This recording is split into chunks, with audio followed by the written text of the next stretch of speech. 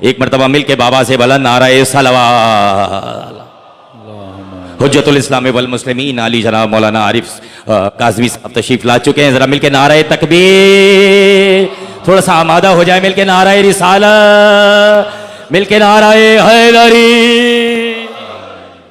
اور دیگر صلوات پڑھے محمد و آل محمد.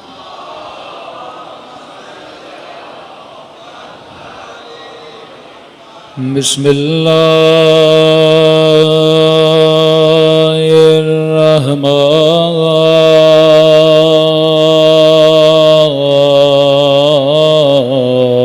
الرحیم. الحمد للہ رب العالمین. الحمد للہ کما هو أهله. الصلاة والسلام على سيد المرسلين وخاتم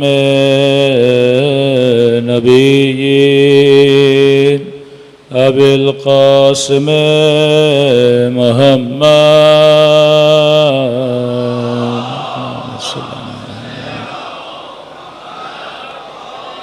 وعلى آله الطيبين الطاهرين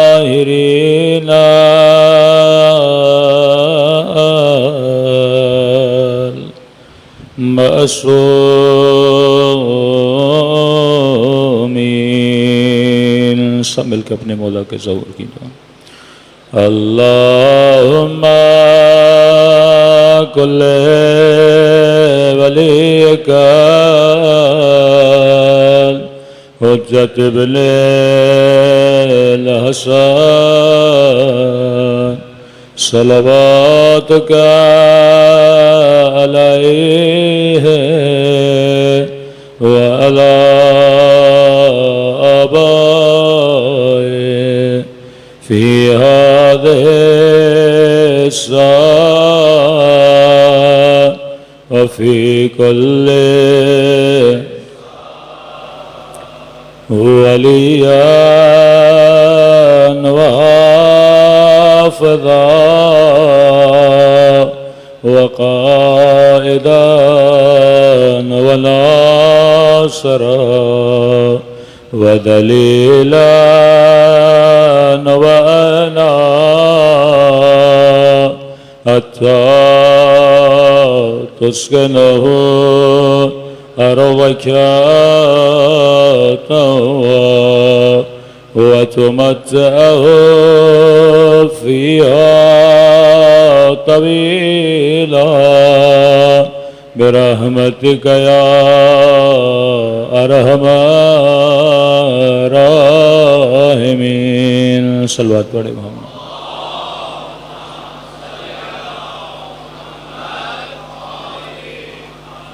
بسم اللہ الرحمن الرحیم. رب اشرح لی صدری ویسر لی امری واحلل عقدۃ من لسانی یفقہوا قولی.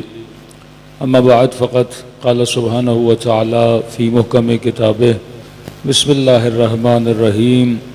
یا ایہا الذین آمنوا اتقوا اللہ وکونوا مع الصابرین. صلوات پڑھے محمد و آل محمد.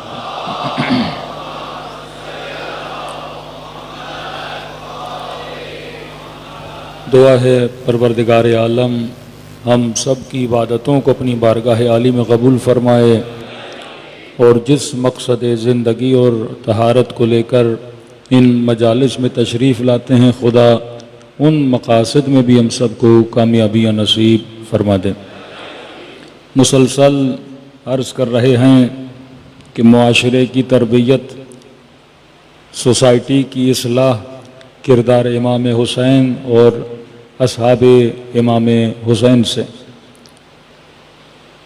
کیونکہ جب تک مجلس سے تربیت نہ ہو اصلاح نہ ہو، مجلس کی افادیت نہیں ہے کہ ہم کتنی بھی کثیر تعداد میں مجالس میں شرکت کریں، لیکن شور ہو پر شعور نہ ہو تو اس مجلس کا کوئی فائدہ نہیں ہے۔ اہل بیت شور کو پسند نہیں کرتے۔ جنگ صفین میں بہت شور تھا، 30,000 کے قریب لوگ صرف کوفے سے جنگ صفین میں گئے۔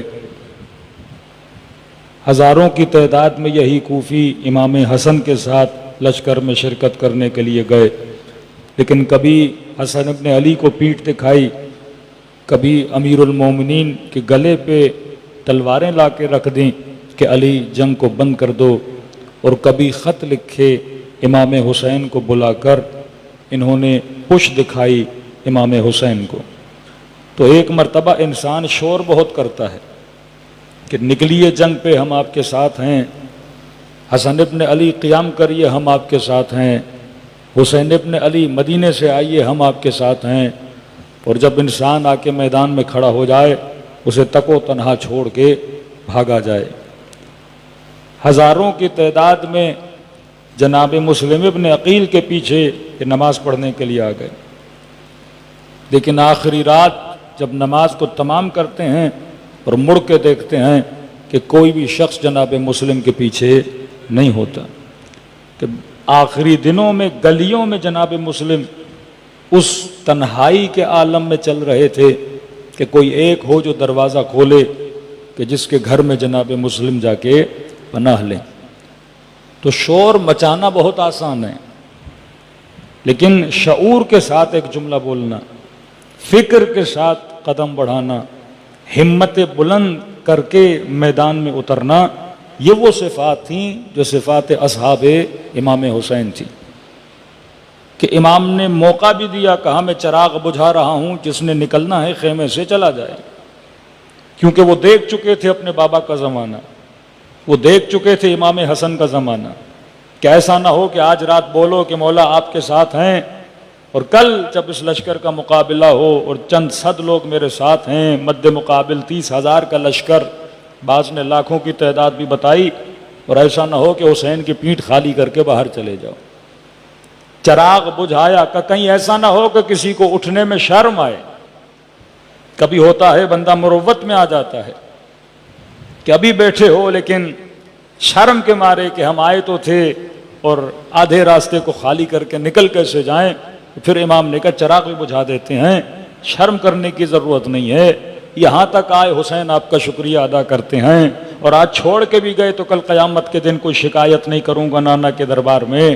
لیکن جب چراغ بجھایا، جن کو رکنا تھا وہ حسین کے ساتھ رکے رہے، تب یہ جملے کہے کہ ما نرا، میں حسین لا اعلم، میں حسین نہیں جانتا، جیسے اصحاب خدا نے مجھے عطا کیے ہیں ایسے اصحاب نہ میرے بابا علی کو دیے، نہ میرے نانا کو دیے، نہ میرے بھائی حسن کو دیے۔ واقعاً آج دنیا اصحاب حسین کے نعرے مارتی ہے، آج دنیا سے کروڑوں لوگ ان اصحاب حسین کو سلام کرنے جاتے ہیں۔ نہ صرف آپ سلام کرتے ہو بلکہ حدیث کے جملے ہیں، کامل الزیارات کے جملے ہیں کہ جب یہ ایام آتے ہیں فرمایا ہر روز ان کی قبور پر 70,000 سے زیادہ ملائک سلامی لے کر آتے ہیں، ان پہ حضرت محمد سلام کرتے ہیں، ان پہ آدم و نوح سلام کرتے ہیں، ان پہ انبیاء سلام کرتے ہیں۔ فرمایا بدر کے شہداء ان کی شہادتوں پہ رش کھاتے ہیں، تا قیامت آنے والے شہید ان پہ رش کھائیں گے جنہوں نے حسین کے ساتھ وفا بھی کی، دنیا میں بھی عزت پائی اور آخرت میں رسول کے سامنے اپنے نام کو بھی بلند کیا۔ صلوات پڑھے محمد و آل محمد۔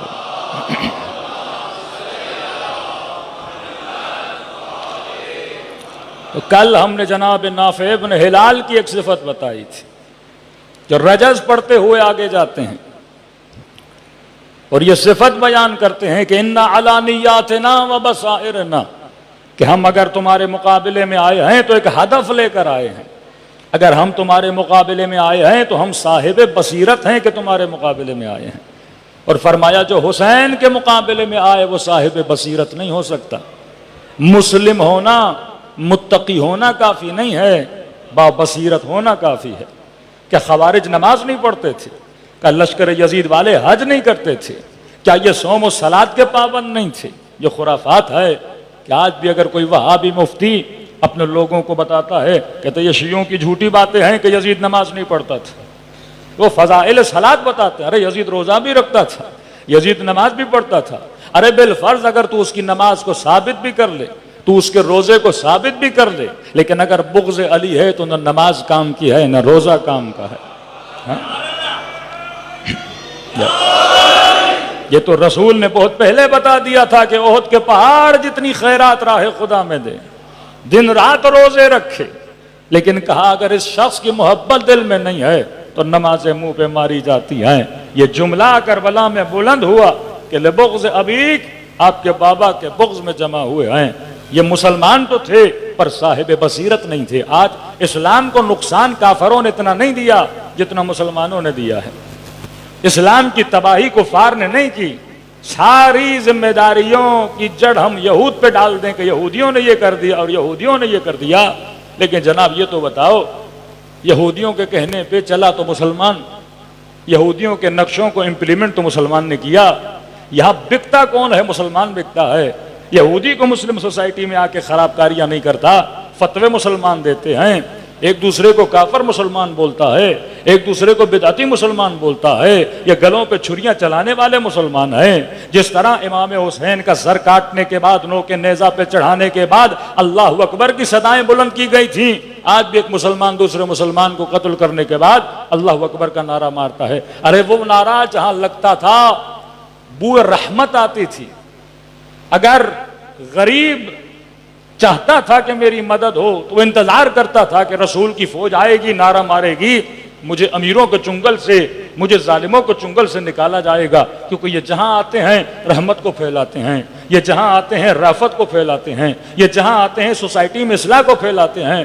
لیکن آج کتنے سوشل میڈیا کے پرینک آپ دیکھتے ہیں یوٹیوب میں کہ بندہ کوئی بیگ رکھ کے اور اللہ اکبر کا نعرہ مارتا ہے، سارا مجمع سارا اس روم سے نکل کے بھاگ جاتا ہے۔ مطلب یہ نعرہ علامت خوف بن چکا ہے، جبکہ اس کو علامت رحمت بننا چاہیے تھا، جبکہ اس نعرے کو علامت رحمت، جبکہ اس علامت کو نعرے ہدایت بننا چاہیے تھا۔ لیکن آج ویسٹرن ورلڈ میں اللہ اکبر کا نعرہ آئے تو سمجھتے ہیں کوئی بم وہاں پہ پھٹنے والا ہے، کوئی گولیاں چلانے والا ہے، کوئی قاتل وہاں پہ گھس کر آ گیا ہے۔ یہ کس نے بدنام کیا اسلام کے بہترین نعرے کو؟ کس نے اپنے جھنڈوں پہ یہ نعرہ لگا کے عراق میں لوگوں کو مارا، سیریا میں لوگوں کو مارا، بچوں کے گلے کاٹے؟ یہ کون تھے؟ یہ سارے مسلمان تھے۔ لیکن کون سے مسلمان؟ جو کلمہ تو پڑھتے تھے لیکن صاحبان بصیرت نہیں تھے۔ مولا علی نے اپنی حکومت میں یہ بتا دیا تھا کہ ایسے مسلمان اسلامی معاشرے کے لیے کینسر کی مانند ہیں، جب تک ان کا خاتمہ نہیں کیا جائے گا یہ اسلامی معاشرے کو ناسور کی طرح کھا جائیں گے۔ لیکن امت نے علی کی بات کو نہ سنا اور نتیجے میں امام حسین کربلا میں شہید ہوتے ہوئے نظر آتے ہیں۔ اور یہ نہ سمجھا جائے کہ صرف امام حسین شہید ہوئے، ظلم امت اسلامی پر بھی ہوا، وہ بنو عباس ہوں، وہ بنو امیہ ہوں، اس کے بعد جتنی حکومتیں آئی ہیں اسلامی معاشروں کو تباہی بربادی کی طرف لے جایا گیا۔ لیکن یہ کرم تھا اہل بیت علیہ الصلوۃ والسلام کا کہ اتنے بڑے خباثتوں بھرے معاشرے سے انہوں نے کچھ لوگوں کو نکال کر صحیح راستے پہ لا کے کھڑا کر دیا کہ آج اللہ کا شکر ادا کرتے ہیں کہ ہم ان میں سے نہیں ہیں جو دشمنان اہل بیت تھے۔ اللہ نے ہمیں آج محبوں کی صفوں میں رکھا ہوا ہے، حسین کے چاہنے والوں کی صفوں میں رکھا ہوا ہے۔ کم از کم ہم قیامت کے دن رسول کے سامنے شرمندگی کا سامنا تو نہیں کرنا پڑے گا کہ یا رسول اللہ ہم نے آپ کی آل سے محبت کی تھی، جب جب حسین کا نام آیا تھا ہم نے اظہار محبت کیا تھا۔ صلوات پڑھے محمد و آل محمد۔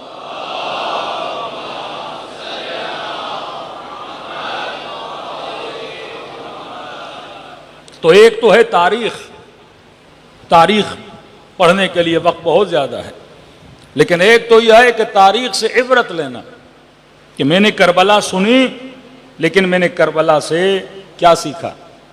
میں نے سنا حجاج ابن یوسف، میں نے سنا عمر ابن سعد، میں نے سارے قصے سن لیے کہ اہل بیت کتنے والا و بلند تھے اور ان کے دشمن کتنی پستیوں میں تھے، لیکن اس سارے ماجرائے کربلا سے میں نے کیا سیکھا؟ کیا میں نے اصحاب امام حسین سے کوئی چیز پائی اپنی زندگی میں؟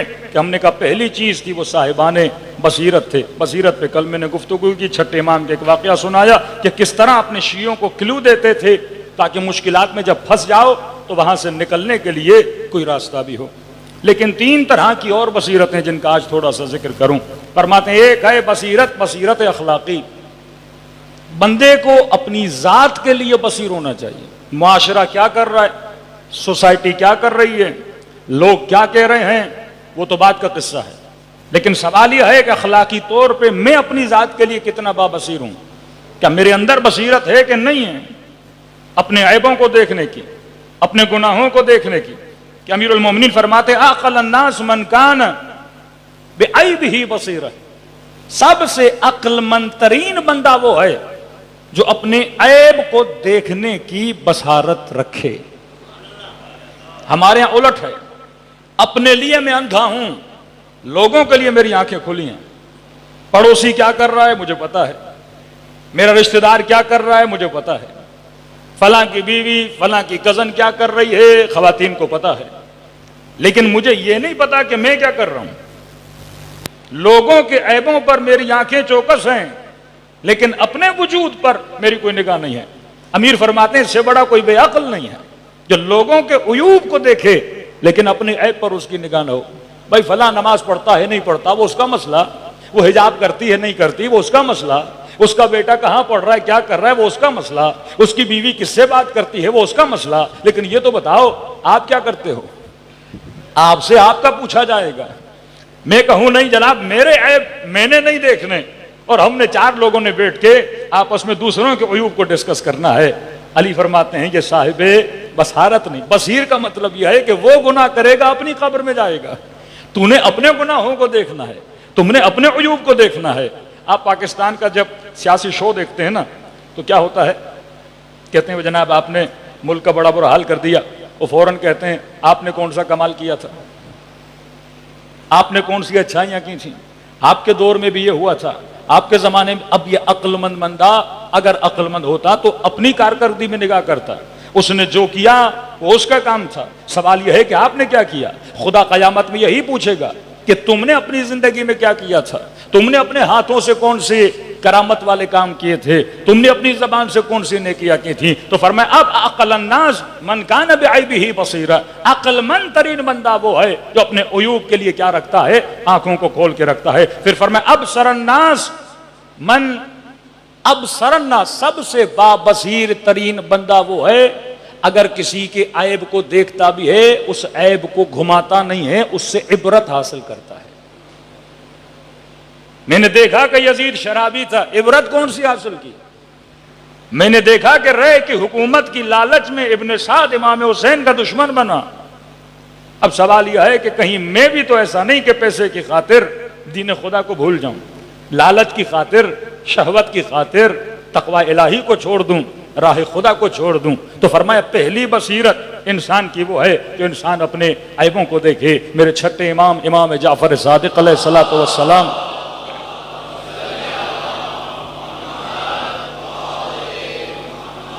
مولا کے زمانے میں حاکم وقت کے پاس ایک بندہ وزیر تھا. اب یہ حکم معصومین ہے کہ ظالموں کی نوکری نہ کیا کرو. پھر کسی نے کہا مولا میں 2 طرح کے مسئلے, مولا حاکم ہے تو ظالم, کیا کسی بھی صورت میں کام نہیں کر سکتا. امام نے فرمایا ایک صورت میں کر سکتے ہو, اس نیت سے نوکری کرو کہ ہمارے چاہنے والے اور علی کے شیعوں کی مدد کرو. اگر آپ ظلم کے سسٹم میں ہو, 4 شیعوں کو 4 اہل بیت کے چاہنے والوں کو پکڑ کے لایا جاتا تھا, کبھی قاضی القضات کے پاس کبھی زندان میں. اب ظاہر اپنا بندہ ہوگا تو تھوڑی کیا کرے گا ان کی مدد. اس نیت سے اگر کام کرو تو نوکری جائز ہے ورنہ حرام ہے. اس نے مولا کو خط لکھا کہ مولا میں توبہ کرنا چاہتا ہوں, میں نے بڑی نوکری کر دی ہے ظالم پر. امام نے کہا اب بصیر بنا, اسے احساس گناہ ہوا, اسے احساس خطا ہوا کہ واقعا میں غلطی کر رہا تھا, کسی ظالم کے پاس نوکری کر رہا تھا. امام نے کہا ایک شرط ہے, اب بابصیر تو بنے ہو لیکن اس شرط پہ عمل کرو تو خدا معاف کر دے گا. مولا کون سی شرط ہے؟ فرمایا جتنا حرام کاریوں سے پیسہ جمع کیا ہے وہ غریبوں کو پلٹا دو. یہ پرانی کہانیاں ہیں, زمینوں پہ قبضہ, لوگوں کے مال پہ قبضہ, ٹیکسوں کی چوری کرنا, غریبوں کے مال سے دولت بنانا, بنگلے بنانا, گھر بنانا, سرکاری لوٹ مار, یہ قصے بہت پرانے ہیں, اسی زمانے سے چلتے ہوئے آ رہے ہیں. امام نے کہا واپس کرو تو خدا معاف کر دے گا. اس کے پاس جتنی دولت تھی، جتنا پیسہ تھا، اس کو پتا تھا میں نے کس راستے سے کمایا ہے، اس نے غربا میں تقسیم کیا، سارا تقسیم کر دیا۔ کسی نے میرے چھٹے امام کو بتایا مولا وہ بیمار ہو گیا ہے، گھر میں لگ رہا ہے اس کی آخری لمحات ہیں، دنیا سے جانے والا ہے۔ میرے چھٹے امام نے اس کی طرف خط بھیجا اور لکھا کیونکہ تو بابصیر بنا اور بصیرت کی نشانی یہ تھی جو تم نے کیا تھا، تم نے اس کا ازالہ بھی کیا، غریبوں میں تقسیم کر دیا، کہ اب میں جعفر صادق لکھ کر دے رہا ہوں کہ اللہ تجھے جنت میں گھر عطا کرے گا، ضمانت دے رہا ہوں کہ تو جنتی ہے، کیونکہ تو کیا بنا تھا؟ بابصیر بنا تھا۔ اب سرنا سب سے بابصیر بندہ وہ ہے عیب کو تلاش کرے، تلاش کرنے کے بعد عیب کو دور کر دے۔ اب ہر بندے کی اپنی اپنی کمزوری ہے نا، کسی کی کمزوری نگاہ حرام ہے، کسی کی کمزوری پیسہ ہے، کسی کی کمزوری عورت ہے، کسی کی کمزوری نشہ ہے، کسی کی کمزوری شہرت ہے، کسی کی کمزوری فوٹو ہے، ہر بندے کی اپنی کمزوری ہے، کوئی دکھنا چاہتا ہے، ہر بندہ اس معاشرے میں جو چل رہا ہے، اب یہ میں نے ڈھونڈنا ہے کہ واقعاً میرا عیب کیا ہے، وہ کون سی پوائنٹ ہے جہاں پہ میں پھسل جاتا ہوں، ان چیزوں کو میں نے کنٹرول کرنا ہے۔ تقویٰ کا مطلب کیا ہے؟ اپنے نفس کو مینیج کرنا، مجھے مینجمنٹ آنی چاہیے کہ اپنے نفس کی مینجمنٹ کو کیسے سنبھالوں، کیونکہ نفس کبھی کھانے کے پیچھے، نفس کبھی حسن کے پیچھے، نفس کبھی شہرت کے پیچھے، نفس کبھی نام و نمود کے پیچھے، نفس مختلف چیزوں کے پیچھے توڑتا ہے۔ اب یہاں پہ میں نے نفس کو مینیج کرنا ہے، جو بہترین مینیجر ہے وہ متقی ہے، اور جب متقی بنتا ہے تو خدا اس کے دل میں نور کو نازل کرتا ہے، اور جب نور اس کے دل میں آتا ہے اسے راہ حقیقت کو خدا دکھا دیتا ہے۔ تو فرمایا بصیرت کی آنکھیں پیدا کرو، ابتدا کہاں سے کرو؟ اپنے ذات سے کرو، اسے کہتے ہیں بصیرت اخلاقی۔ اپنے اخلاق کو بابصیر بناؤ کہ واقعاً میرے اخلاق میں وہ کون سی صفت ہے جس کی وجہ سے کسی مومن کو تکلیف ملتی ہے۔ یہ گھروں میں جھگڑے کیوں ہوتے ہیں؟ کیونکہ ہمیں پتہ نہیں بیوی سے کیسے بات کرنی ہے، بچوں سے اخلاق کیسے رکھنا ہے، بہو کو یہ نہیں پتا کہ سسر اور ساس کے ساتھ اخلاق کیسے رکھنا ہے، ان کو نہیں پتا کہ بہو کے ساتھ۔ یہ سارے جھگڑے اس لیے ہوتے ہیں کیونکہ ہم بصیر نہیں ہیں، ہمیں یہ نہیں پتا کہ اپنے اخلاقی چیزوں کو مینیج کیسے کرنا ہے، کون سی بات کہاں بولنی ہے اور کہاں پر زبان کو روک لینا ہے۔ یہ بصیرت جس بندے میں آ جائے گی وہ بندہ با تقویٰ بن جاتا ہے۔ صلوات پڑھے محمد وآل محمد۔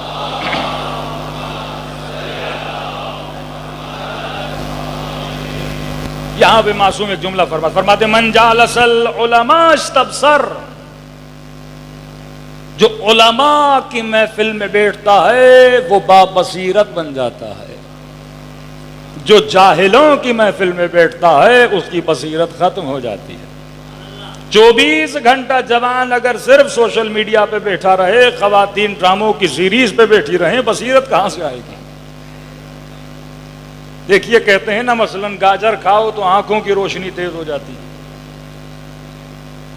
ہڈیوں کا مسئلہ ہے تو وٹامن ڈی لے لو، کیلشیم کی کمی ہے تو مثلاً فلاں چیز کھا لو، چربی بڑھ گئی ہے تو مثلاً کہتے ہیں لہسن کھا لو۔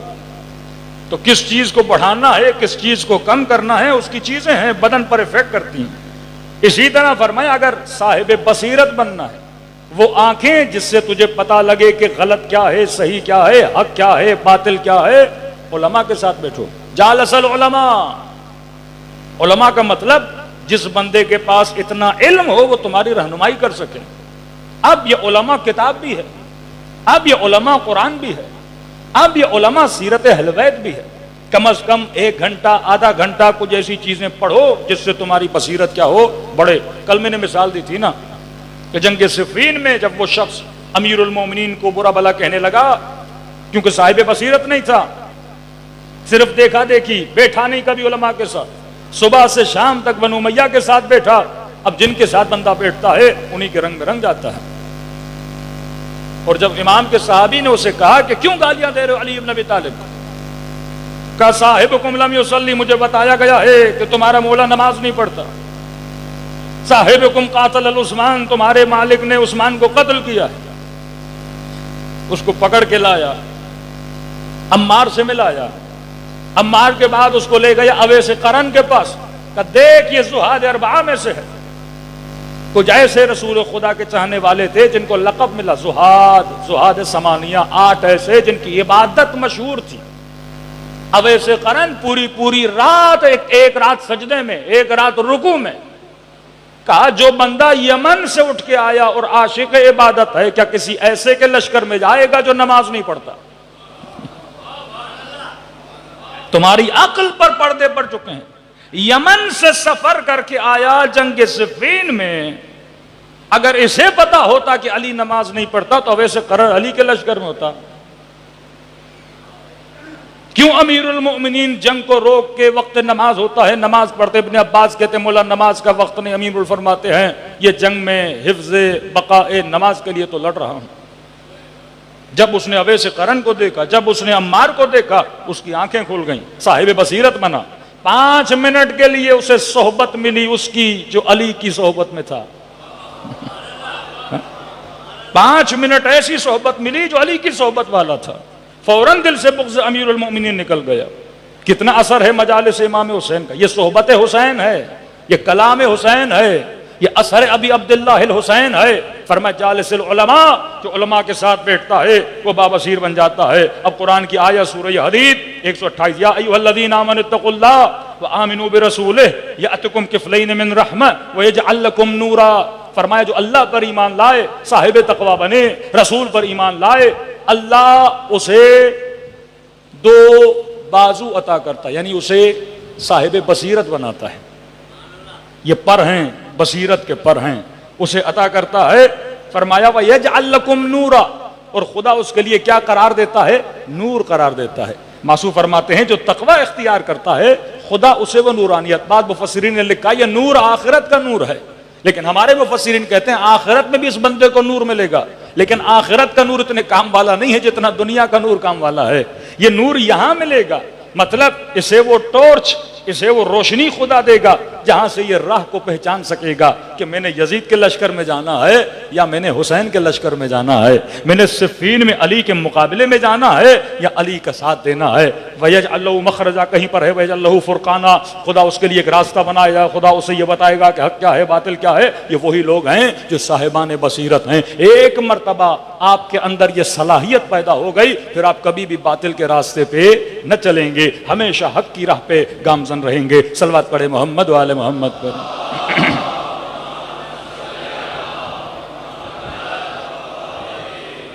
دوسری ہے بصیرت، بصیرت دینی. انسان کو پتہ ہونا چاہیے بصیرت اخلاقی، بصیرت دینی.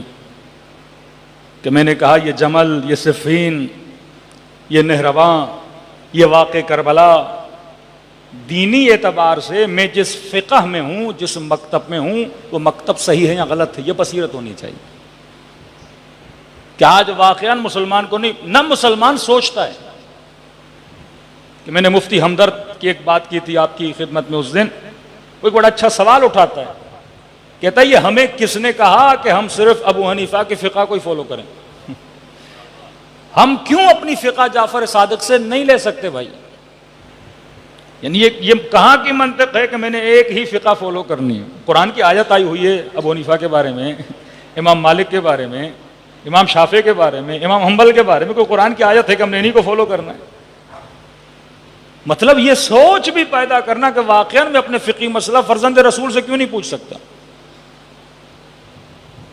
اور یہ بھی عجیب اتحاد ہے اہل بیت کی فقہ میں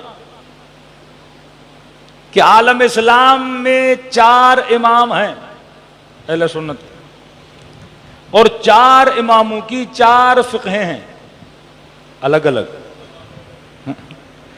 4 امام، کتنی فقہیں؟ 4 فقہیں الگ الگ.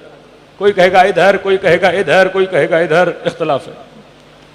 اور عالم تشیع میں 12 امام ہیں.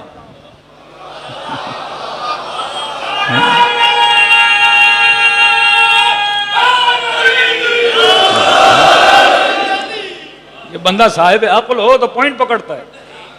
عالم تشیع میں 12 امام ہیں اور 12 کی 12 فقہ ایک پائی جاتی ہے. تو بندے کو اطمینان وہی ہونا چاہیے نا جہاں اتحاد زیادہ ہے. 4 امام ہیں، فتاوا میں اختلاف ہے. یہاں 12 امام ہیں، فتاوا ایک ہیں. جیسی نماز علی نے پڑھی ویسی حسن نے پڑھی، ویسی حسین نے پڑھی، ویسی زین العابدین نے پڑھی. 12 کے 12 نے ایک نماز پڑھی. اور ہمارا جو سلسلہ ہے یہ تمام تر کاتبین حدیث کہتے ہیں سلسلۃ الذہب، سونے کا سلسلہ. ہاں، امام رضا کی وہ حدیث ہے نا نیشاپور میں کہ کلمۃ لا الہ الا اللہ حصنی، کہتے ہیں اس حدیث کا جو سلسلہ ہے وہ کون سا ہے؟ سونے کا سلسلہ ہے۔ سونا کیوں؟ کیونکہ بیچ میں کوئی بھی غیر ہاشمی راوی نہیں ہے۔ مولا فرماتے ہیں میں نے اپنے بابا سے، انہوں نے اپنے بابا سے، انہوں نے اپنے بابا سے، انہوں نے اپنے بابا سے، یہاں تک مولا علی تک پہنچتے ہیں، علی نے رسول سے، رسول نے جبرائیل سے، جبرائیل نے اللہ سے۔ ہمارے جتنے سلسلے ہیں چھٹے امام سے آپ جو پوچھو گے وہ فرماتے میں نے اپنے بابا سے، انہوں نے قطعاً بیچ میں کوئی، یعنی گھر کی بات گھر تک جاتی ہے، گھر سے رسول تک جاتی ہے، رسول سے جبرائیل تک جاتی ہے، اور جبرائیل سے اللہ تک چلی جاتی ہے۔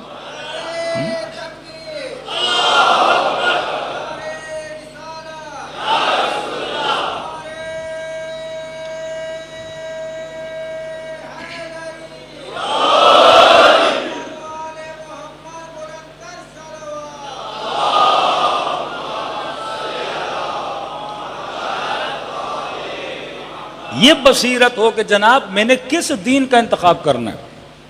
آج جوان یونیورسٹی میں جاتا ہے، پچھلے زمانوں میں کبھی اوشو کا فتنہ آیا، کبھی کانٹ، کبھی ڈیکارٹ، مختلف چیزیں جوانوں کے ذہنوں میں، بچیاں جاتی ہیں یونیورسٹیز میں، ان کو یہ حقوق النسوان کے نام سے ان کو گمراہ کر دیا جاتا ہے، اسلام کی یہ چیز اس عورتوں کے خلاف ہے، اسلام کی یہ چیز عورتوں کے خلاف ہے۔ اب سب سے پہلے جو بغاوت ہوتی ہے وہ دماغ کرتا ہے۔ جب دماغ دین کے لیے باغی ہو جاتا ہے تو بندہ اللہ سے دوری اختیار کرنا شروع۔ پہلے آپ نے بچے کے دماغ کو مطیع بنانا ہے۔ جب تک دماغ اللہ کے دیکھیں نا، دماغ باغی بنا کہ نماز کیوں پڑھوں، دماغ نے بغاوت کی حجاب کیوں کروں، اتنی گرمی میں مرد کھلے ڈھلے گھومے، سارا حجاب کس کے لیے ہے؟ ہمارے لیے ہے۔ دماغ جب بغاوت کرنا شروع کر دیتا ہے، یہ پہلی بغاوت یہاں سے شروع ہوتی ہے۔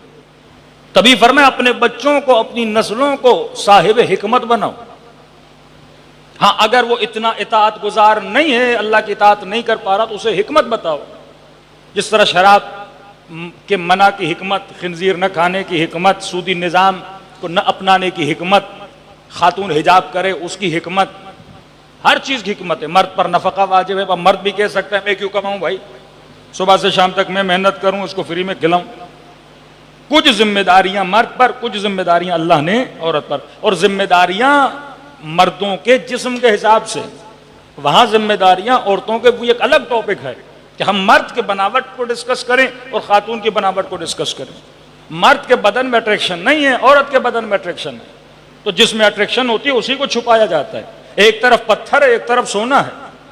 اب آپ کہو کہ پتھر کو بھی چھپاؤ سونے کو بھی چھپاؤ، پتھر کو چھپاؤ گے تو فائدہ کیا، کوئی خریداری نہیں ہے۔ چھپانا تو سونے کو ہے جو چیز چوری ہو جاتی ہے۔ ایک طرف آپ پیسوں کی بنڈل رکھو، دوسری طرف ٹشو پیپر رکھو، خطرہ ٹشو پیپر کو ہے یا کس کو ہے؟ پیسوں کی بندی کو، اس کو خطرہ ہے۔ تو جس چیز کو خطرہ ہوتا ہے اس کو چھپایا۔ اللہ نے جو جسم بنایا اس جسم کی خصوصیات سے اس کے احکام بنائے، مرد کا جسم بنایا اس کی خصوصیات کے اعتبار سے کچھ احکام بنائے۔ اسی طرح جنگل میں جاتے ہو، حیوانوں میں بھی نر و مادہ ہے، ہر کسی کی اپنی ڈیوٹی ہے۔ اب چڑیا بولے یا چڑا بولے میں میرے اوپر یہ ڈیوٹی کیوں رکھی ہے، اس کے اوپر کیوں رکھی ہے؟ کوئی چھتا بناتے ہیں، کوئی شہد لاتے ہیں، کوئی بچے پیدا کرتا ہے، مختلف چیزیں اللہ نے ڈیوائیڈ کی ہوئی ہیں۔ تو یہ نظام سب پر ایک حکم اگر لگ جائے تو دنیا میں نہ گاڑی بنے نہ جہاز بنے۔ یہ تو بالکل ایسے ہے کہ ٹائر بولے مجھے ٹائر کیوں بنایا، میں گرمی میں رگڑتا رہتا ہوں، میں کالے ڈامبر پہ چلوں، مجھے ہینڈل بنا دیا جاتا، میں اے سی میں رہتا۔ پیڈل بولتا مجھے پیڈل کیوں بنایا، یہ 24 گھنٹہ جوتا میرے اوپر رکھے رہتا ہے۔ اب باہر کسی کو پیڈل بننا ہے، کسی کو ہینڈل بننا ہے، کسی کو ٹائر بننا ہے، تب جا کے گاڑی بنے گی۔ اب عورتیں بھی بولے کہ ہم بھی کمائیں گی، مرد بھی بولے کہ میں بھی کماؤں گا، اب دونوں کمانے پہ لگ جائیں پھر بچوں کا تو انا للہ ہے و انا الیہ راجعون ہو جاتا ہے۔ جناب اگر عورت 24 گھنٹہ کما نہیں سکتی، ظاہر ہے ماہواری کے مسائل ہیں خواتین کے، ان دنوں میں کام کرنا مسئلہ ہو جاتا ہے۔ خاتون پریگننٹ ہو جاتی ہے، ان دنوں میں کام کرنا اس کے لیے مسئلہ ہو جاتا ہے، پھر تو پورا سال چھٹیوں میں ہی سارا گزر جائے گا۔ کچھ کام ہے ہارڈ ورک ہوتے ہیں وہ مردوں کے ہیں، کچھ کام سافٹ ورک ہیں وہ عورتیں کر سکتی ہیں۔ تو اللہ نے ایک نظام بنایا ہے، مرد کی اپنی ذمہ داری رکھی، عورت کی اپنی ذمہ داری۔ یہ دین حکمت ہے۔ جب آپ حکمت سے دور ہو جاتے ہو تو پورا معاشرہ تباہ و برباد ہو جاتا ہے۔ آج ویسٹرن ورلڈ میں اتنے انہوں نے وومن رائٹس کو بڑھا دیا، اتنے رائٹ، مثلا عورت مرد سے الگ ہو جائے تو مرد کی آدھی ملکیت خاتون کے پاس چلی جاتی ہے۔ یہ کل ہی مجھے کسی نے بتایا، خبر صحیح یا سچ آپ خود جا کے تصدیق کر دیں۔ ایمیزون کا جو مالک تھا بیوی کو طلاق دے دی، وہ کہتے ہیں جو دنیا کے 10 امیر ترین لوگ ہیں اس میں اس کی بیوی بھی آ گئی فری میں. اس نے اتنا کمایا, بیوی نے طلاق لی, آدھی کی آدھی ملکیت اس کی بیوی کے پاس چلی گئی. اب ویسٹرن ورلڈ کے مرد شادی نہیں کرتا. اس نے ایک نیا فارمولا نکالا ہے, لیونگ, ساتھ رہیں گے پر شادی, لیگل شادی نہیں کریں گے. وہ کہتا جب تک دل کیا تم بھی اپنا کماؤ میں بھی اپنا کماؤں, مزاج ملا رہیں گے, جب دل نہ کیا تو الگ ہو جائیں گے, کم از کم میرا پیسہ میرے پاس, تیرا پیسہ تیرے پاس. جب آپ ایسے غیر فطری قوانین بناتے ہو تو لوگ کیا کرتے ہیں, پھر بغاوت کرتے ہیں, پھر شارٹ کٹ ڈھونڈتے ہیں. تو اللہ نے جتنے احکام بنائے وہ انسان کی سائیکولوجی, انسان کی مینٹلٹی, انسان کی باڈی کی بناوٹ کو دیکھ کر خدا نے احکام بنائے ہیں. جب آپ کہتے ہو نا لا الہ الا اللہ, میرا بنانے والا خدا ہے, جب خدا نے مجھے بنایا ہے تو خدا کو میرے بدن کا مجھ سے زیادہ پتا ہے. کہ جب آپ دعائے کمیل میں پڑھتے ہو نا کہ یا رب ارحم ضعف بدنی, اے خدا میرے ضعیف بدن پر کیا فرما, رحم فرما. پھر کہتے یا من بدأ خلقی و ذکری و تربیتی, اے وہ خدا جس نے میری خلقت کی ابتدا کی, مطلب تو مجھ کو مجھ سے بہتر جانتا ہے کہ میں تیرا کتنا ضعیف بندہ ہوں. تو نے میری ہڈیوں کو بنایا, تو نے میرے گوشت کو بنایا, تو نے میری کھال کو بنایا, تو لہٰذا تجھے پتا ہے کہ میرا بدن کتنا ضعیف ہے. اور جب تو جانتا ہے میرا بدن اتنا ضعیف ہے, اب یہ بتا جب یہ بدن تیرے دنیا کی تکلیف کو برداشت نہیں کر سکتا تو تیرے جہنم کی آگ کو کیسے برداشت کرے گا. شب جمعہ دعائے کمیل کے دن بھی ہیں. یہ امیر المؤمنین کیوں فرماتے ہیں انسان اگر میں نے خود کو خود بنایا ہے آپ اپنے اصول خود بناؤ, لیکن اگر یہ مان لیا کہ مجھے اللہ نے بنایا ہے تو لہٰذا قانون بھی کون بنائے گا, اللہ بنائے گا. تو یہ انسان کو بابصیرت ہونا چاہیے. یہ احکام اسلامی جب تک انسان کو سمجھ نہیں آئیں گے, مسائل دینی, جب تک انسان بابصیر نہیں ہوگا. صلوات پڑھے محمد وآل محمد پر.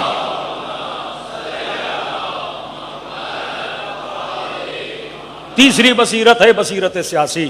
جب تک سیاسی اعتبار سے ہم بابصیر نہیں بنتے. دین کون سا اختیار کرنا ہے, کئی لوگ ہیں جو مکتب اہل بیت میں الحمدللہ رب العالمین شامل ہو رہے ہیں, کیونکہ جیسے جیسے بصیرت معاشرے میں بڑھے گی, امیر المومنین کا علم, امیر المومنین کی شجاعت, امام حسین کی حقانیت کا پتہ چلے گا, لوگ دوڑتے ہوئے آئیں گے, اس مکتب میں داخل ہوتے جائیں گے. بصیرت دینی. لیکن بندہ دیندار بنا, با اخلاق بنا, متقی بنا, لیکن اگر سیاسی اعتبار سے بابصیر نہ ہو. آج پاکستان میں بصیرت سیاسی زیرو پر ہے, وہ شیعہ کی ہو سنی کی ہو. کہ سیاستدان تب تک مولوی کا احترام کرتے ہیں جب تک وہ سیاست میں نہیں ہوتا. بچوں کے نام ان کے طاہر القادری نے رکھے, لیکن جب سیاست میں آیا تو گالم گلو شروع ہو گیا.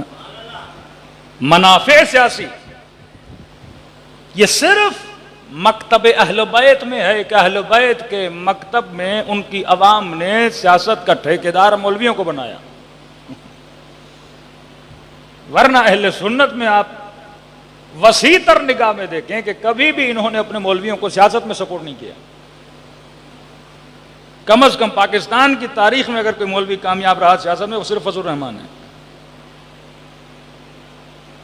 ورنہ ان کے باپا جانی اور شانی جانی آپ دیکھ لیں, وہ صرف خانقاہوں میں بیٹھے رہتے ہیں. صلی اللہ علیہ یا رسول اللہ, صلی اللہ علیہ یا حبیبی میں لگے رہتے ہیں. لوڈ شیڈنگ ہو رہی پرواہ نہیں, لوگ مر رہے ہیں پرواہ نہیں, ڈکیتیاں ہو رہی ہیں پرواہ نہیں, مہنگائی ہو گئی پرواہ نہیں. مولوی کا کام ہے لوگوں کو جمع کرے اور نبی کے نعرے مروائے اور جھنڈیاں اٹھوائے, بس. یہ شعور سیاسی اگر کسی نے دیا, اور جتنا شعور سیاسی مکتب اہل بیت والوں کے پاس ہے کسی کے پاس نہیں. یہ اپنی تعریف کی بات نہیں, جا کے دیکھ لیں. ایک مولوی دکھائیں مکتب غیر اہل بیت میں جس نے کوئی حکومت بنائی ہو. پورے عالم اسلام میں اگر کسی عالم نے حکومت بنائی شریعت کی بنیادوں پر, وہ خمینی تھے.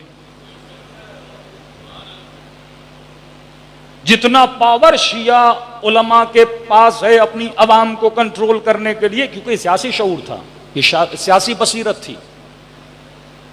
کہ امریکہ بھی جب عراق کو کنٹرول نہ کر سکا, ادھم مچ گیا, تو جب سیستانی صاحب آتے ہیں انگلینڈ سے واپس آتے ہیں, پورے عراق کی جنگ کیا ہو جاتی ہے, ختم ہو جاتی ہے.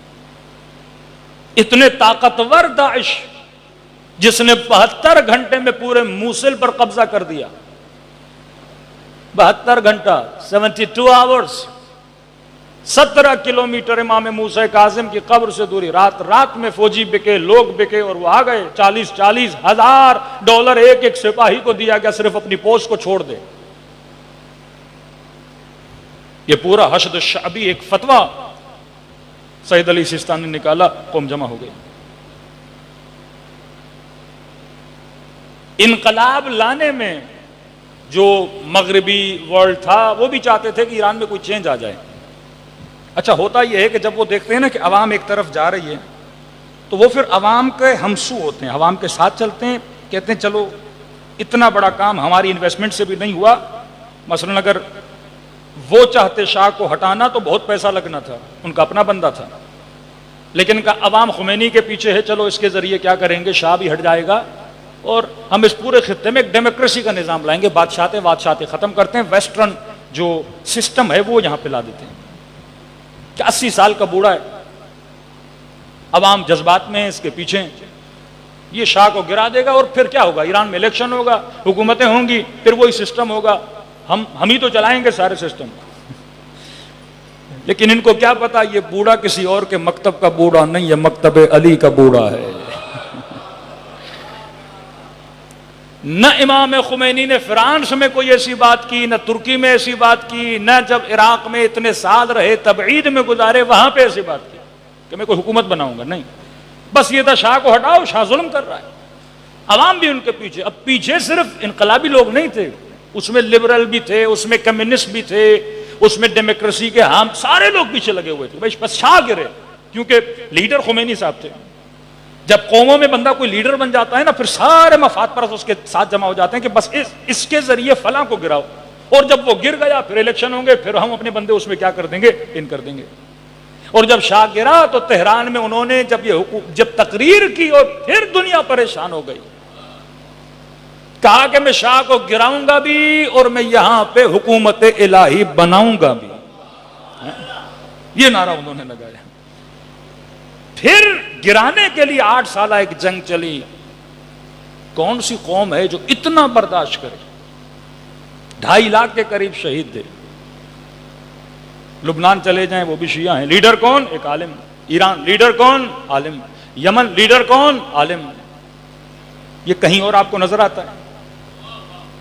ایک مسلم ملک بتائیے جہاں پہ سیاسی لیڈرشپ علماء کے پاس ہو، ایک کنٹری بتا دیجیے۔ سعودی عرب جہاں پہ اتنے مذہب کو فالو کیا جاتا ہے کٹر طریقے سے، وہاں بھی لیڈرشپ کس کے پاس ہے؟ علماء کے پاس تو نہیں۔ وہاں پہ باقاعدہ فیصلہ ہوا ہے کہ حکومتی معاملات میں ہم دخالت نہیں کریں گے، دینی معاملات میں آپ دخالت نہیں کرو گے، آپ کا جو من آئے کرو، ہمارا جو من ہوگا ہم کریں گے۔ یہاں پہ اگر دینی بصیرت نہیں لانے دیتے لوگوں میں، مولوی صاحب مسجد میں جا کے نماز پڑھاؤ، آپ کا کیا کام ہے سیاست سے؟ یہ فکر اہل بیت نہیں، فکر اہل بیت یہ ہے کیونکہ حکومت کا کام ہے معاشرے کو دیندار بنانا، حکومت کا کام ہے فحاشی کو روکنا، حکومت کا کام ہے غیر شرعی کاموں کو روکنا۔ کہیں پہ شراب بک رہی ہے، کہیں پہ گندگی کا اڈا ہے، کہیں پہ رشوت دی جا رہی ہے، کسی بچی کے ساتھ زیادتی ہو رہی ہے، گھروں کے جھگڑے ہیں، طلاق کے مسئلے ہیں، ارث کے معاملات ہیں، پلاٹ پہ قبضوں کے مسائل ہیں، یہ کیسے حل ہوں گے؟ یہ سارے معاملات کس کے ہاتھ میں ہیں؟ حکومت کے، مسجد کے مولوی کے ہاتھ میں۔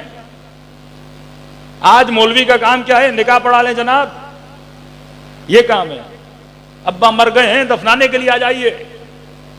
حالانکہ شریعت میں نکاح پڑھانا نہ مولوی صاحب کا کام ہے، نہ دفنانا مولوی صاحب کا کام ہے، نہ نماز پڑھانا مولوی صاحب کا کام ہے۔ کوئی بھی بندہ جس کی قرأت صحیح ہے، گنہگار نہیں ہے، وہ نماز پڑھا سکتا ہے۔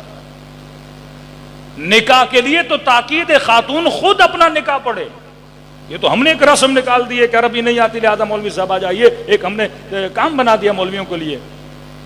منتھلی فیس نہیں ملنی، اب لہذا نکاح کے بہانے مولوی صاحب کو کچھ دے دیا، مردے کے بہانے مولوی صاحب کو کچھ دے دیا۔ ایک ہم نے خاص شعبہ بنایا مولویوں کا۔ حالانکہ مستحب ہے کہ نکاح عورت خود، جناب ختیجۃ الکبریٰ نے اپنا نکاح خود پڑھا تھا۔ ہمارے حضرت ابو طالب نے خطبہ پڑھا تھا، خطبۃ النکاح ابو طالب نے پڑھا، لیکن جو عبارات نکاح ہیں وہ جناب خدیجۃ الکبریٰ نے خود پڑھی ہیں، 2 ہی لفظ ہیں، عورت دعوت دیتی ہے، بات ختم ہو جاتی ہے۔ لیکن ہمارے یہاں جو اب وہ بھی ایک شرعی روش ہے، عورت کہتی ہے میں نہیں پڑھنا چاہتی، میں فلاں مولوی صاحب کو وکیل بناتی ہوں، داماد کہتا ہے چلو میں بھی نہیں پڑھتا، میں فلاں مولوی صاحب کو، اب 2 مولانا وکیل بن کے نکاح پڑھتے ہیں، حالانکہ وہ بھی نکاح کس کا پڑھتے ہیں؟ خاتون کی طرف سے پڑھتے ہیں، کیونکہ نکاح عورت کا ہو رہا ہے، عورت پڑھے گی، مولوی صاحب کا کیا جائے۔ جنازے کے ہر مسلمان کو علم ہونا چاہیے کہ جنازہ کیسے دفن ہوتا ہے۔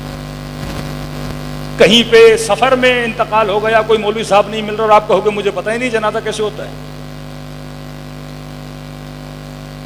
ایک خوبی اہل سنت میں ہے کہ کوئی بندہ کھڑے ہو کے وہ ہمارے انتظار کرتے مولانا صاحب نہیں فرادہ نماز پڑھیں گے، وہ ساری جماعت کا جو ثواب ہے ہر بندہ گواہ دیتا ہے، بھائی جس کو قرأت آتی ہے آگے کھڑے ہو جائے نماز پڑھائے۔ لیکن نہیں، ہم نے ہر کسی کو اتنا برا بنایا ہوا ہے، اس کے پیچھے نماز پڑھو، بھائی نماز ہے اور کیا ہے، بزنس نہیں کرنا آپ کس کے ساتھ، رشتہ داری نہیں کرنی اس کے ساتھ، قرأت صحیح ہونی چاہیے، اچھی شہرت ہونی چاہیے، مطلب یہ نہ ہو کہ پتہ ہو زانی ہے شرابی ہے، ایسا بندہ نہ ہو، اچھا نام والا بندہ ہو جسے آگے کھڑا کرو ہر بندہ نماز پڑھ سکتا ہے۔ اصل علماء کا کام کیا تھا؟ معاشرے کی تربیت، یہ عالم کا کام تھا، معاشرے کے اندر اخلاقی برائیوں کو نکالنا، وہ ذمہ داری جو مراجع نے بتائی، وہ ذمہ داری جو نظام اسلامی نے بتائی، لیکن اس کے اگینسٹ ایک معاشرہ تھا جو بے بصیرت معاشرہ تھا، انہوں نے کہا نہیں ہم مسجدیں سنبھالیں گے، حکومت یزید چلائے گا، ہم کو لوگوں کو قرأت قرآن سکھائیں گے لیکن حکومتی معاملات، زکوٰۃ کو جمع کرنا یہ جائیں حکمران جانے، اس کا سارا پیسہ حکمرانوں کے پاس، اب اس کی مرضی، وہ پیسے سے کبھی عیاشی کر رہا ہے، کبھی دربار بنا رہا ہے، کبھی کنیزیں خرید رہا ہے، وہ بیت المال کی لوٹ مار ہوئی، معاشرے میں اتنا فساد ہوا کہ پھر معاشرے میں خلیفہ کشی شروع ہو گئی، لوگوں نے خلیفوں کو مارنا شروع کر دیا۔ امام حسین اسی فساد کے خلاف نکلے، تبھی اہل بیت نے معاشروں کی ذمہ داری یا خود لی یا اپنے پڑھے لکھے اصحاب کو دی، یا کسی کو نائب عام کہا یا کسی کو نائب خاص کہا۔ صلوات پڑھے محمد و آل محمد۔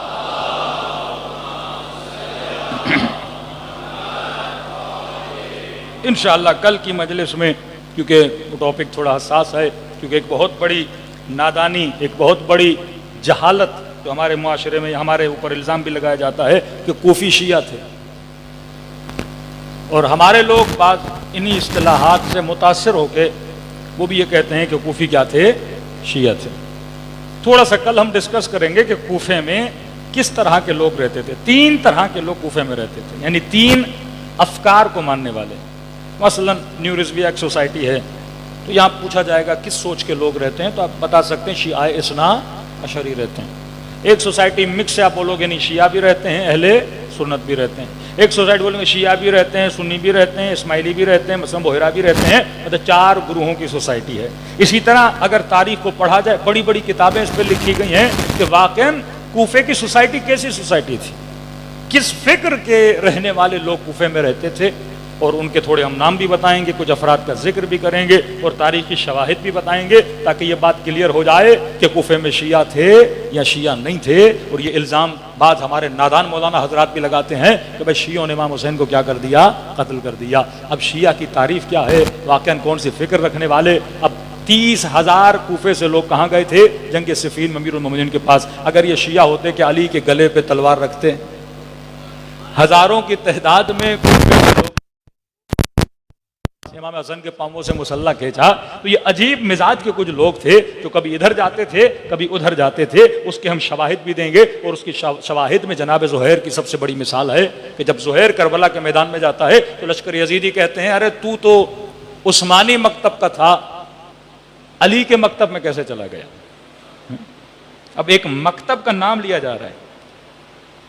جب امام حسین مخاطب کرتے ہیں لشکر کو، کہتے ہیں یا شیعۃ آل ابی سفیان، ایک مکتب کا نام بتا رہے ہیں، اے آل ابو زیاد، اے آل ابو سفیان کے شیعو، تو میرے مقابلے میں آئے ہو۔ اور جناب نوفل جب مقابلے میں جاتے ہیں تو وہ جب اپنا اعلان کرتے ہیں، کہتے ہیں کہ نحن شیعۃ علی ابن ابی طالب، ہم کس کے شیعہ ہیں؟ علی ابن ابی طالب کے شیعہ ہیں۔ تو اس زمانے میں لوگ خود کو کہتے تھے کہ ہم کس کے شیعہ ہیں، اور وہ بھی بتاتے تھے کس کے شیعہ ہیں۔ وہ 3 گروہ ہیں کوفے کے شہر میں۔ کوفے کی آبادی کتنی تھی؟ کوفے کے شہر کو سب سے پہلے بنایا رسول خدا کے زمانے میں کوفہ نہیں تھا، کوفے کو کسی اور نے بنایا تھا، اور کب بنایا تھا، کس تاریخ میں بنایا تھا، کس سوچ کے لوگ وہاں رہتے تھے، انشاءاللہ اس پہ گفتگو کل ہوگی۔ تو عزیزان محترم، جب تک انسان صاحب بصیرت نہ بنے، بصیرت نہ ہو تو امام تک وہ تنہا رہ جاتا ہے، اور بصیرت ہو تو انسان اپنے امام کی مدد کے لیے آتا ہے۔ تبھی فرمایا آخری زمانہ فتنوں کا زمانہ ہوگا۔ کہ بی بی زینب ایک جملہ کہا کرتی تھی کہ زینب کو اس بات کا دکھ نہیں کہ زینب کو غیروں نے نہیں پہچانا، زینب کو دکھ اس بات کا تھا کہ زینب کو اپنوں نے نہیں پہچانا۔ اس شہر میں کئی سال سیدہ زینب نے قرآن پڑھایا تھا۔ تبھی جب سیدہ نے کلام کرنا شروع کیا تو جنہوں نے قرآن پڑھا تھا وہ باہر نکل آئے۔ ارے یہ آواز تو سنی سنائی آواز ہے۔ کسی نے کہا یہ لہجہ تو علی ابن ابی طالب کا لہجہ ہے۔ تو میں کہا کرتا ہوں سیدہ زینب، اپنوں نے نہیں پہچانا، اپنوں کا دوش نہیں، کیونکہ اپنوں نے کبھی سوچا بھی نہیں تھا کہاں علی کی بیٹی، کہاں کوفے کا بازار۔ ام حبیبہ یہ سوچ بھی نہیں سکتی تھی کہ علی کی بیٹی اور بازار۔ بی بی شیرین نے کبھی سوچا نہیں تھا کہ زینب اور شام کا بازار۔ خدا آپ سب کو شام کی زیارت نصیب کرائے۔ ایک ذاکر کہتا ہے جب میں پہلی مرتبہ شام گیا، کہتے ہیں جب شام کے بازار سے گزرا میں نے سیدہ زینب کو مخاطب کیا کہ بی بی زینب، رو کر کہا کہ جب آج کا شریف بھی اس بازار سے نہیں گزر سکتا، کہ مجھے نہیں پتا علی کی بیٹی اس بازار سے کیسے گزری۔ دلوں کو کربلا لے جائیں، سلام کریں ان مظلومان کربلا پہ۔ السلام علی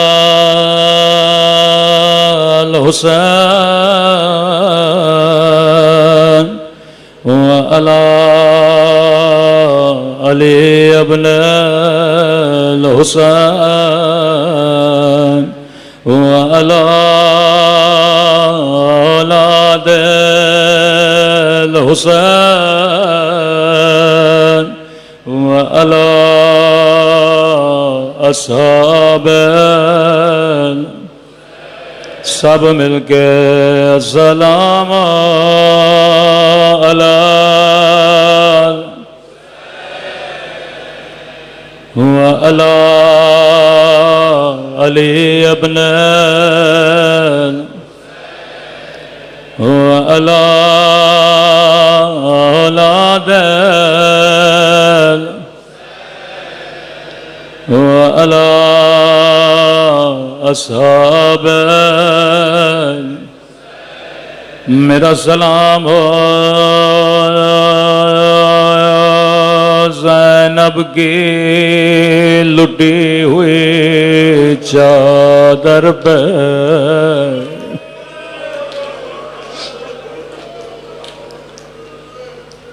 واللہ اگر کربلا میں زینب نہ ہوتی حسین کو حوصلہ آبا کون دیتا۔ جب اکبر کے لاشے پہ گئے بی بی زینب نے کہا ٹھہر جا حسین، میں زینب بھی آتی ہوں۔ جب قاسم کا لاشا لایا امام نے ماں کو نہیں بلایا، روکے کا اما فضا ذرا بہن زینب کو بلانا۔ جب علی اصغر کا لاشا آیا تو رباب کو آواز نہیں دی، کہا بہن زینب کہاں؟ فضا کہتی ہیں جس بھی شہید کا لاش آتا تھا زینب خود پہلے جاتے تھے، مرثیہ پڑھتی تھی، نوحہ کرتی تھی، لیکن بی بی فضا کہتی ہیں ایک مرتبہ خیمے میں دو ننھے سے لاشیں لائے گئے، اکبر پہ رونے والے، قاسم پہ رونے والے، علی اصغر پہ رونے والے۔ فضا کہتی ہے مجھے کہیں زینب نظر نہیں آئے، میں نے خیمے میں دیکھا بی بی زینب نے سر سجدے میں رکھا ہوا ہے، کہہ رہی ہے الحمدللہ،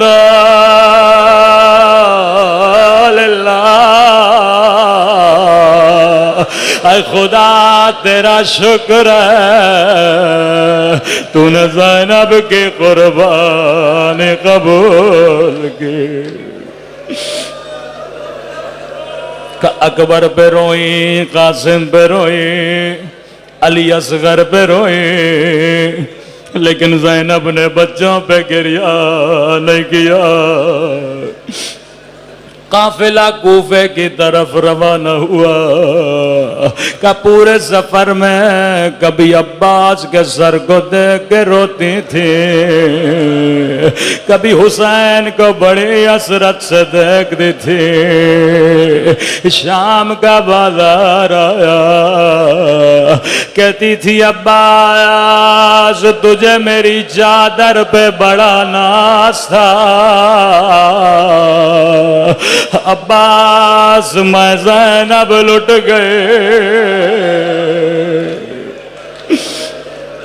فضا کہتی ہے کبھی زینب نے بچوں پہ گریہ نہیں کیا۔ جب رہائی کا وقت قریب آیا،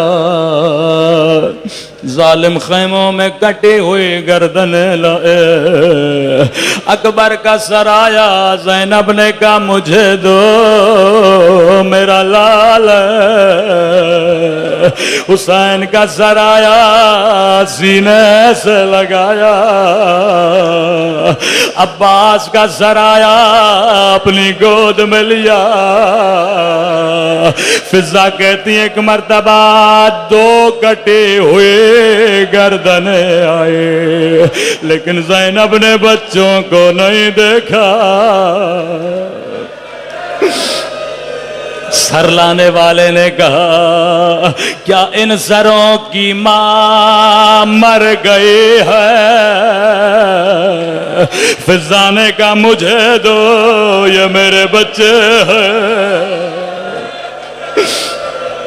کہ آقا زادے کربلا سے کوفہ، کوفہ سے شام، میں نے نہیں دیکھا کہ بچوں کو گود میں لے کے گریہ کرو۔ روکے کا آقا زادی کیا بچوں سے ناراض ہو؟ بی بی زینب نے کہا اماں فضا میں علی کی بیٹی ہوں، زینب جو ایک مرتبہ دے دے پھر واپس نہیں لیتے۔ قافلہ کربلا پہنچا، اکبر پہ گریہ کیا، عباس پہ گریہ کیا، لیکن فضا کہتی ہیں بچوں پہ نہیں روئی۔ قافلہ مدینے پہنچا، کہا زین العابدین میں نانا کے روزے پہ جانا چاہتی ہوں، نامحرموں کو روزے سے نکالو۔ تکو تنہا نانا کے روزے پہ گئے، دروازوں کو بند کیا، بڑی حسرت سے نانا کی قبر کو دیکھا، کہنے لگی نانا بڑی دور سے آئی ہوں، پوچھو گے نہیں زینب کیا لائی ہو؟ نانا تیری امت نے میری چادر چینی، کلائیوں سے کپڑا ہٹایا، نانا مجھے تادیال مارے، نانا میرا حسین مارا گیا۔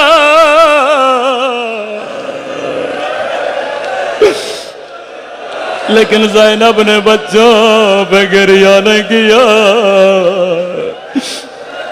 فضا کہتی ہیں سیدھا جنت البقیع گئے، لیکن ماں کی قبر پہ زینب نے کوئی لمبے مصائب نہیں پڑھے۔ ایک کام کیا، قبر زہرا میں زلزلہ آیا، ایک مرتبہ خون بھرا کرتا رکھا، عجب نہیں آواز آئی زینب کرتا ہٹا، روکے کا اماں تجھ سے کرتا نہیں دیکھا جاتا، او میں نے 70 قدموں سے الشمر جالس علی صدر،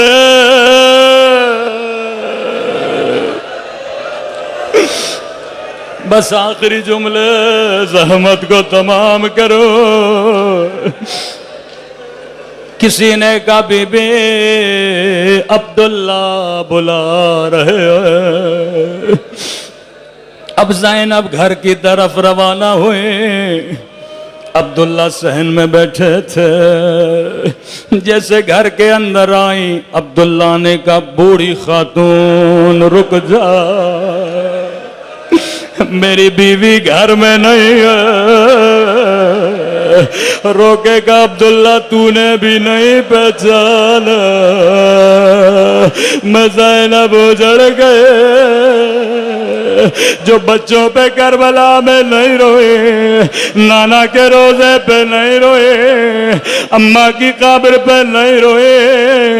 راوی کہتا زینب ایک مرتبہ بچوں کے کمرے میں گئے، نگاہ دو ننے سے مصلوں پہ پڑے، مصلوں کو سینے سے لگایا، او میرے اللہ میرے آنا محمد، اب زینب کا دل نہیں لگتا۔ الا لعنت اللہ علی القوم الظالمین۔